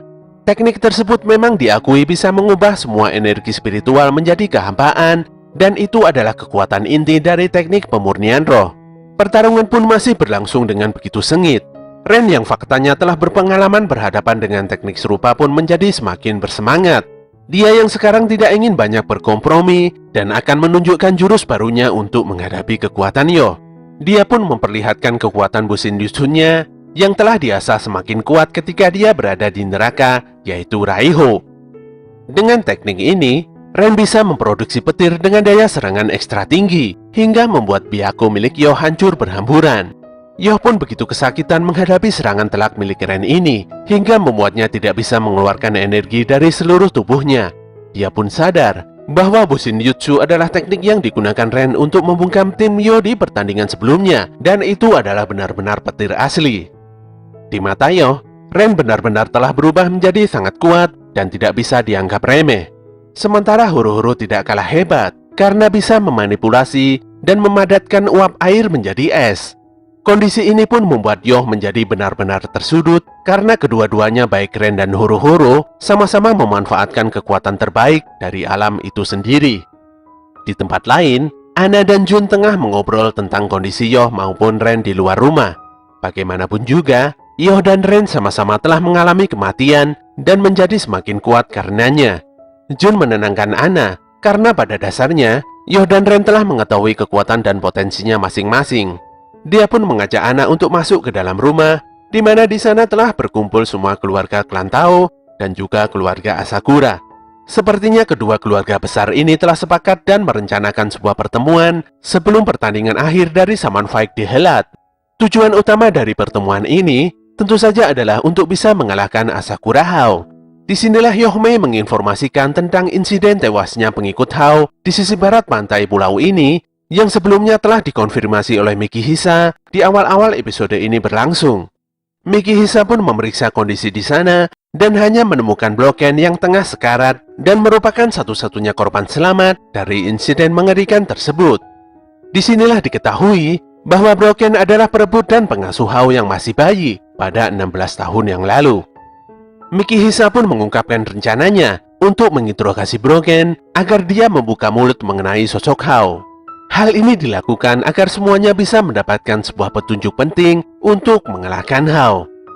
Kembali di arena Summon Fight, Yoh nampak begitu kewalahan menghadapi serangan pukulan es mematikan dari huru-huru. Lebih parahnya lagi, Yoh seakan-akan tidak melakukan perlawanan yang berarti pada setiap serangan yang telah dilancarkan padanya. Hal ini pun membuat huru-huru semakin kesal dan terus memarahi Yoh. Menanggapi hal ini, sepertinya Ren tidak setuju dengan pendapat huru-huru. Menurut Ren, Yoh saat ini sedang mati-matian dan berpikir tentang bagaimana caranya untuk mengalahkan musuh di depannya. Ren sangat memahami bahwa rencana yang sudah dipersiapkan sejak awal tidak ada yang mudah untuk dihancurkan. Dan hal inilah yang membuat Asakura Yoh benar-benar musuh yang sangat berbahaya di matanya. Ren mengingatkan huru-huru agar tidak lengah sedikit pun dalam menghadapi Yoh. Tidak ingin menyia-nyiakan kesempatan, Ren pun kembali menyerang Yoh dengan teknik terkuat dari Bushin Jutsu-nya, yaitu Koten Ogen Raisen Fukatenson. Serangan ini pun membuat Yoh memekik sangat kesakitan. Saking besar daya petirnya, serangan ini bisa membuat tulang belulang Yoh terlihat begitu jelas di dalam tubuhnya. Hebatnya, walaupun tersengat petir dengan tegangan ribuan volt, Yoh masih sadar, dan dia memberikan pujian pada kemampuan Ren yang memang sangat kuat.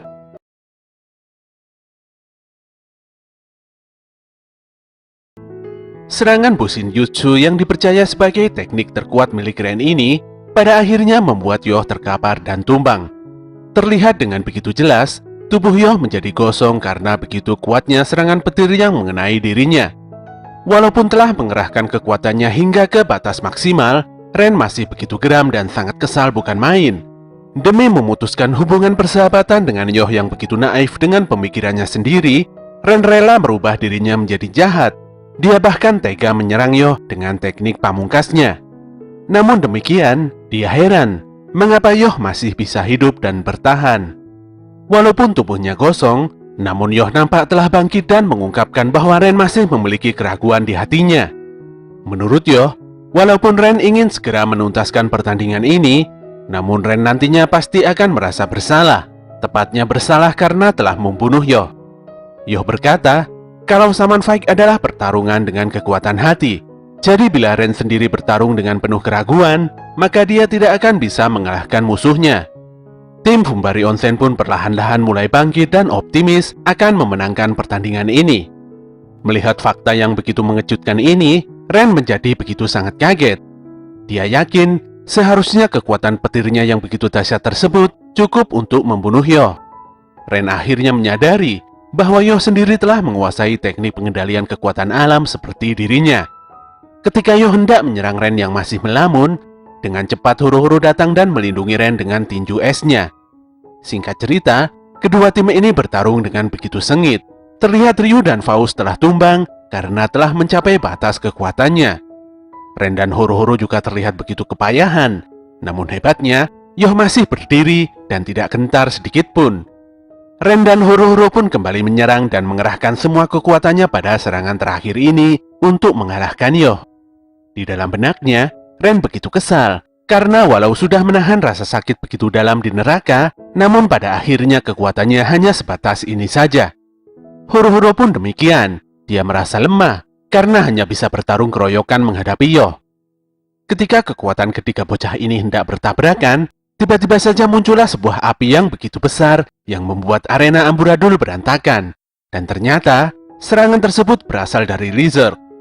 Lizard meminta maaf karena telah mengganggu jalannya pertandingan dan meminta pada semuanya untuk berhenti bertarung.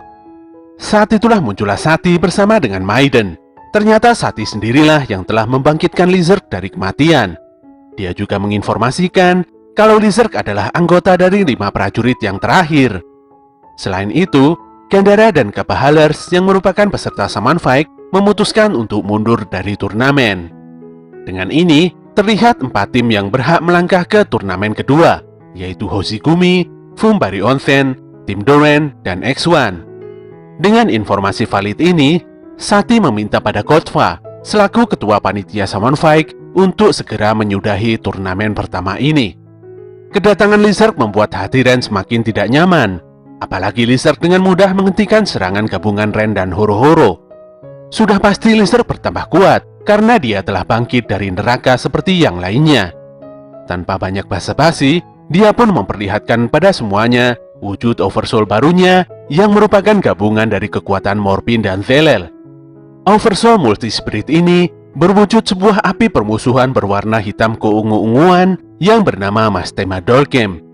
Semuanya nampak terkejut dengan aura kekuatan luar biasa ini. Abats pun datang dan mengingatkan kembali pada panitia untuk mengakhiri turnamen pertama ini.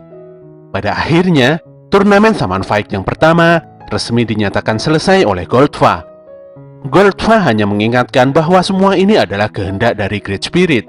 Selain itu, peserta turnamen selanjutnya juga diminta untuk mengikuti instruksi selanjutnya melalui Oracle Bell masing-masing. Adegan berpindah pada penginapan, di mana semuanya sedang asik berkumpul dan berendam di dalam air hangat. Yoh benar-benar menyukai suasana yang penuh dengan kebersamaan ini. Sebenarnya Ren hendak berangkat pergi untuk berlatih karena dia menyadari bahwa dirinya adalah saman terlemah di antara 4 prajurit lainnya. Namun dia mengurungkan niatnya dan kembali untuk menikmati waktu santainya serta memperbaiki keadaan mentalnya yang sempat down. Obrolan kedua bocah ini pun berlanjut membahas kekuatan Chocolov dan Lizard yang begitu kuat dan mengerikan, di mana elemen kekuatan Lizard adalah api. Elemen ini adalah elemen yang sama seperti milik Hao yang faktanya begitu sangat dibencinya. Tanpa diduga, Hao muncul dan menawarkan diri untuk menjawab pertanyaan yang membingungkan tersebut. Sepertinya Hao memang berniat untuk mandi bersama dengan Yoh dan yang lainnya. Kedatangan Hao sontak membuat Lizard marah dan menyerang Hao dengan Oversoul-nya. Sayangnya, sangat mudah bagi Hao untuk menghentikan teknik Mastema Dolkem milik Lizard. Hao pun menjelaskan detail tentang kekuatan zirah miliknya, di mana kelima prajurit yang berkumpul saat ini telah mendapatkan kekuatan zirah yang sama dengan miliknya. Namun Hao sendiri sebenarnya telah mengetahui kalau hal ini sudah direncanakan dan diatur sedemikian rupa oleh Pascual Abats. Menanggapi hal ini, Abats sendiri tidak menampik pernyataan Hao. Semua ini dilakukannya untuk bisa mengalahkan Hao. Abats kembali menjelaskan bahwa nantinya kelima prajurit dipastikan akan menggunakan 5 roh agung untuk mengalahkan Hao yang telah menyatu dengan Great Spirit. Petir yang mengikuti Taoisme adalah elemen milik Ren. Hujan suci yang bisa mendatangkan air tidak terbatas adalah elemen milik Horo-Horo. Elemen angin yang mampu menyayat apapun adalah milik Chocolov. Sementara elemen bumi yang bisa menciptakan logam adalah elemen milik Yoh. Dan yang terakhir, elemen api yang bisa membakar segalanya adalah elemen milik Lizard. Untuk bisa menggunakan 5 roh agung yang memiliki kekuatan alami tersebut, kelima prajurit membutuhkan semacam kecocokan elemen. Demi mewujudkan hal itu, kelima prajurit ditempa dengan proses yang begitu panjang. Lizard yang sekarang telah memasrahkan diri pada api permusuhan yang ada di sanubarinya hingga mendapatkan kekuatan Mastema Dolkem. Dia melepaskan serangannya dan berjanji akan mengalahkan Hao jika waktunya telah tiba. Suasana tiba-tiba menjadi tenang dan semuanya nampak duduk berendam bersama dalam baluran air hangat yang nyaman. Yoh pun bertanya pada Hao tentang hal yang harus dilakukan untuk menentukan langkah selanjutnya. Hao pun menyampaikan tentang insiden di pantai barat pulau ini, di mana para manusia telah mengetahui tentang tempat diadakannya turnamen kedua, yaitu benua Mu. Benua tersebut adalah tempat misterius yang ada di Samudra Pasifik 12.000 tahun yang lalu. Tempat itu sebenarnya memiliki tingkat peradaban yang tinggi dan sangat makmur. Sayangnya, tempat tersebut ditenggelamkan ke dasar laut karena amarah dewa. Hao berkata bahwa benua Mu adalah tempat yang sempurna untuk turnamen, dikarenakan Summon Fight harus diadakan secara rahasia dari umat manusia biasa. Walaupun faktanya benua Mu berada di dasar laut, namun dengan mengandalkan teknologi suku Pats, semuanya bisa diwujudkan. Sayangnya peradaban tinggi tersebut masih belum bisa menandingi kekuatan Shaman King yang memiliki kekuatan Great Spirit. Kekuatan luar biasa yang memiliki semua ingatan jiwa yang terlahir ke dunia ini. Hao berencana untuk memiliki kekuatan tersebut dan menjadi raja yang maha kuasa. Semuanya pun menjadi terdiam mendengar penjelasan mengerikan Hao ini. Yoh pun menanyakan apa sebenarnya tujuan Hao datang ke tempat ini. Hao menjawab bahwa dirinya memerlukan bantuan Yoh dan yang lainnya untuk menyingkirkan orang-orang di lepas pantai barat. Di tempat lain, terlihat Marco mulai sadar dari pingsannya.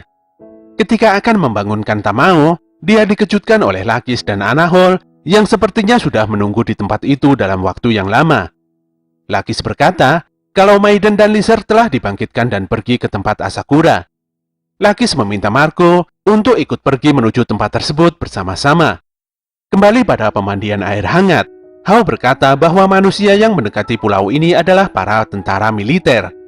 Para tentara ini berdatangan dengan menggunakan armada militer yang besar. Suku Pats pun secara pribadi meminta bantuan Hao untuk menyingkirkan para tentara agar tidak mengganggu jalannya turnamen Summon Fight. Walaupun sebenarnya hal ini adalah tugas suku Pats, namun aturan suku Pats sendiri yang memaksa mereka untuk tidak boleh terlibat dengan manusia, apapun alasannya. Hao menginformasikan bahwa pemimpin dari para tentara ini adalah ayahnya Manta, yaitu Oyamada Matsumi. Hao mengingatkan Yoh bahwa keadaan ini terjadi karena Yoh telah melibatkan manusia yang seharusnya tidak terlibat dalam Summon Fight, yaitu Manta sendiri. Karena ini adalah buah dari tindakan Yoh, Hao berlepas tangan dan membebaskan Yoh untuk bertanggung jawab dengan caranya sendiri. Dalam perjalanan, Lakis menjelaskan pada Marco bahwa turnamen Summon Fight sedang terancam karena adanya campur tangan dari para tentara yang datang mendekati tempat ini. Marco tidak memahami, seharusnya Lakis bersama dengan timnya sudah lebih cukup untuk membereskan para tentara yang datang mendekat. Namun Lakis menjawab bahwa para tentara ini memiliki beberapa saman, yang salah satunya adalah penjaga senjata X-Laws, yang tidak lain adalah Hans Raihit. Marco pun terkejut karena Hans adalah saman yang memiliki kemampuan tingkat tinggi. Dia dikeluarkan dari anggota utama X-Laws karena memiliki kepribadian yang agresif. Jika Hans mengeluarkan senjata khusus di gudang senjata X, maka situasi dipastikan akan menjadi semakin buruk. Di tengah laut, Matsumi berkata pada Tamurasaki via telepon bahwa tujuan utamanya bukanlah penemuan arkeologi ataupun legenda yang tidak berguna. Dia hanya berfokus pada pengetahuan tidak terbatas dari Great Spirit. Si Tamurasaki pun memastikan pada bosnya bahwa dia sudah menyiapkan berbagai tindakan pencegahan yang begitu sempurna untuk dijalankan. Disinilah diperlihatkan sosok Hans Raihit bersama dengan roh pendampingnya. Di dalam kamar, Manta meminta maaf pada Yoh karena dirinya tanpa sengaja membuat situasi menjadi semakin buruk. Yoh pun menenangkannya dan menganggap hal ini bukanlah kesalahan Manta.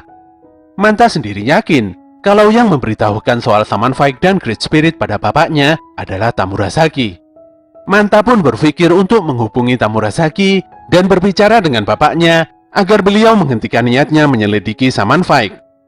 Walaupun hubungan Manta dengan keluarganya begitu buruk, namun dia tidak ingin berhenti berusaha melakukan sesuatu.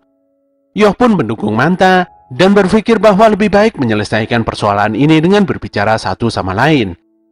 Tiba-tiba Ana datang dan menilai hal tersebut adalah hal yang mustahil dilakukan. Menurut Ana, berbicara saja tidak akan cukup untuk menghentikan peperangan ini. Ditambah lagi hubungan Manta dengan bapaknya sangat buruk. Ana pun mengambil ponsel Manta dan memeriksanya. Ternyata di dalam ponsel tersebut Terbenam sebuah alat penyadap yang dipasang Matsumi untuk memata-matai pergerakan putranya, dan hal ini adalah situasi yang sudah diperkirakan oleh Anna. Bagaimanapun juga, rata-rata semua manusia memiliki sifat pengecut dan serakah.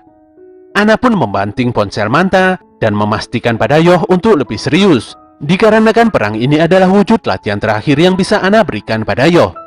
Yoh sebenarnya tidak setuju dengan pendapat Anna, di mana dia harus berhadapan dengan para manusia dan bukannya melawan Saman. Apalagi yang dilawan di sini adalah bapaknya Manta. Menurut Anna, tidak masalah siapapun lawannya, karena semua manusia itu sama saja. Intinya, bertarung melawan manusia itu adalah ujian terbesar yang harus ditempuh oleh seorang Saman.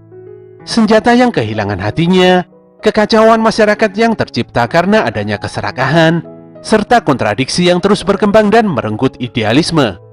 Hal inilah yang membuat para manusia ini adalah musuh yang lebih merepotkan dari Hao. Mendengar pernyataan ini, membuat Hao seakan-akan begitu diremehkan oleh Anna. Sepertinya Hao sudah sedari tadi berada di ruangan ini, namun tidak ada yang menyadarinya. Dia masih berada di sini karena telah kehilangan markasnya. Dan tentu saja, untuk malam ini Hao akan bermalam di tempat ini dan berbagi tempat bersama dengan yang lainnya.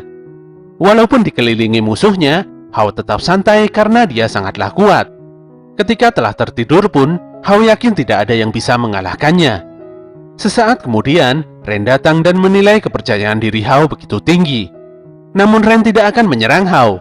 Dia di sini akan ikut bergabung untuk bertarung, serta memanfaatkan kesempatan untuk mempelajari gaya bertarung Hao. Demikian juga dengan Choco dan Horo-Horo. Mereka tidak ingin ketinggalan lagi dalam segi kemampuan dan kekuatan. Bahkan Ryu dan Lizard pun ikut nimbrung untuk memberikan ide-ide taktik terbaik dalam peperangan nanti. Keesokan harinya, terlihat banyak helikopter yang terbang berlalu lalang, bersama dengan kapal perang tentara yang beroperasi mendekati pulau. Saluran komunikasi di radio para tentara tersebut dengan seenaknya menuduh para Saman sebagai tersangka teroris. Semua pasukan tentara ini disiagakan supaya nantinya menyerang dengan kekuatan penuh. Sementara itu, semua Saman yang tersisa nampak sudah siap menyambut kedatangan para tentara dan siap untuk berperang habis-habisan. Walaupun sebenarnya tuduhan teroris pada para Saman nampak begitu kejam, namun Hao menanggapinya dengan sikap santai. Tanpa beban, Hao memberitahukan pada Aopacho bahwa selepas ini dia akan menghancurkan semua kapal-kapal besar milik musuh di hadapannya.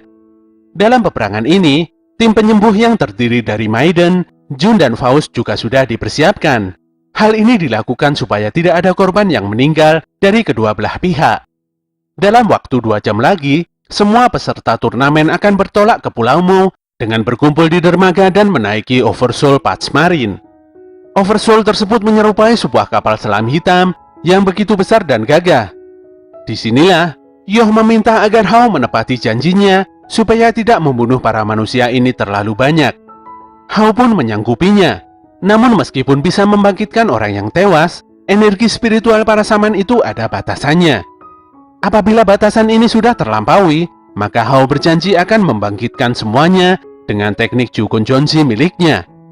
Teknik tersebut adalah teknik pembangkitan yang Hao ciptakan sendiri. Selain itu, Hao juga memiliki energi spiritual yang banyak. Kondisi langka ini memaksa Hao dan Yoh untuk bekerja sama sebagai saudara dan aliansi. Walaupun mungkin saja hal ini hanya terjadi sekali seumur hidup. Untuk itulah, Hao kembali memastikan akan menepati janjinya pada Yoh. Dengan serius, Yoh pun memahami semua maksud dari perkataan kakaknya ini. Sesaat kemudian, dengan teknik Kurobinanya, Hao memulai serangan pertama dengan meledakkan sebuah kapal perang musuh hingga hancur berantakan.